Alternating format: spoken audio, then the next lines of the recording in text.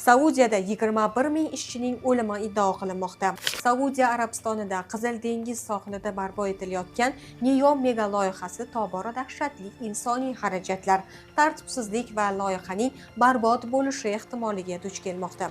2017-yilda valiahd shahzoda Muhammad bin Salmon tomonidan e'lon qilingan bu futuristik shahar bugunga kelib cho'l fojiasiga aylangani aytilmoqda.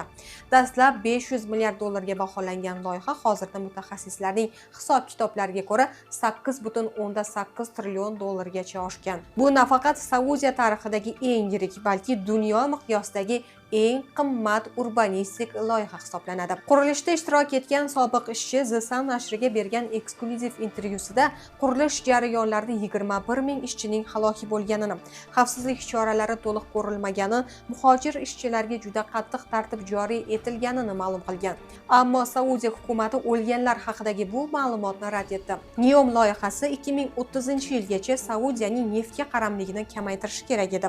Ammo amalda ishchilar hayoti xavf ostida qolayotgani, qirollikning mahalliy aholining ma'naviy va madaniy qarama-qarshiligiga e'tibor bermayotgani, chang to'zonli sahroda qurilish olib borayotgan Bangladesh, Nepal, pokistonlik muhojirlarning og'ir ahvoli tanqidlarga sabab bo'lmoqda.